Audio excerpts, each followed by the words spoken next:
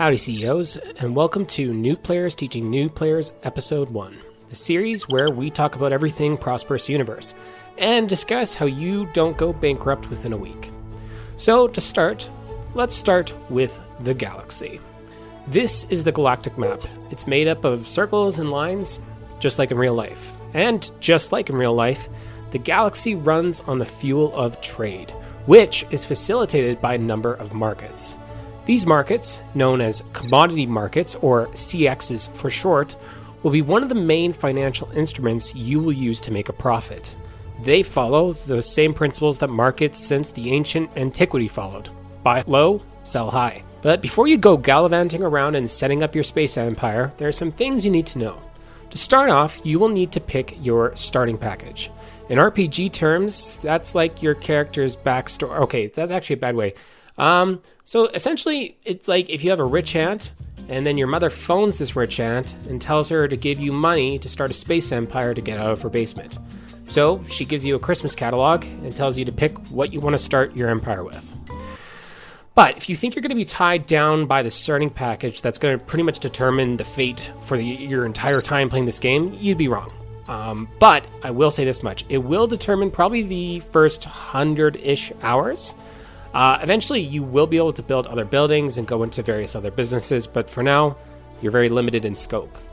Can I recommend a starting package for you? Well, no. Remember, new player here. But I can give you this interesting inner monologue. Don't worry, you can skip this part if you want. It won't hurt my feelings. Essentially, I picked the fuel refiner. Why? Well, because everybody needs fuel. It's being consumed constantly, and you can create fuel at a highly subsidized price, if you play your cards right.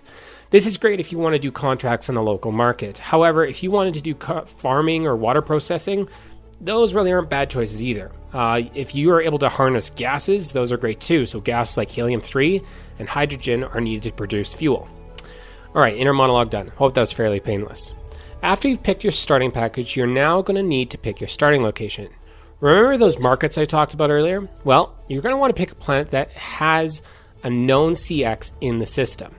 Now keep in mind that CXs are located on space stations, so no, you don't get lucky picking a planet that has a CX on it. Everyone, and I mean everyone, has to fly to the CX station in order to do business. However, there are 4 CXs that make up what I would call the majority of the beginning trade in the entire system. These being Benton, Horus, Moria? Yeah, let's go with that. And Antares 1. Now keep in mind there is an Antares 2, so Antares 1 is the one you're going to want. There's 2 more named CXs out there, Arclight and Huber. But consider these systems to be kind of on the outer fringes of the galaxy. They're more used for late game players, and they just simply don't have the volume right now. So as long as you pick a planet that has the same system as one of those CXs, you're going to be in good shape. Another thing that should be fairly obvious is that the planet that you pick from should have some component of your production line on it. So in my case, since I'm popping out fuel, I'm going to probably want either gallerite, hydrogen, or helium-3 on my planet. Now, here's a little hot tip from your boy Pear. If you think that you could go gung-ho and exploit your entire production chain off of one planet, good luck. Probably not going to happen. However, you can really only exploit one resource of your production chain because your starting building materials, they're fairly limited. Like I said, your aunt was rich, but she's not that rich. You can only really build one collector, extractor, or rig. You can't exploit that many resources until you get a bit more money in the bank. So this leads us to the logical conclusion that you'd probably want to figure out what is the most expensive component in your production chain, and if you can exploit that resource right out of the ground, I'd probably pick that planet.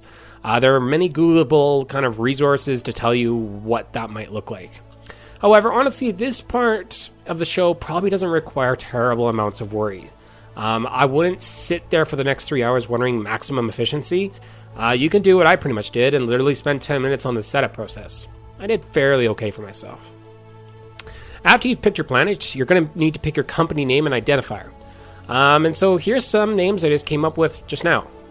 You could do Oscar the Grouch's Trash Can, My Mother's Garage, or my favorite, I Miss Deadlines All the Time. Don't worry, this will become a fan favorite later on. Anywho, that's how to get the proverbial kicking of the can going. Tune in next month or a year and see if I make another video about actually playing the game. Till next time.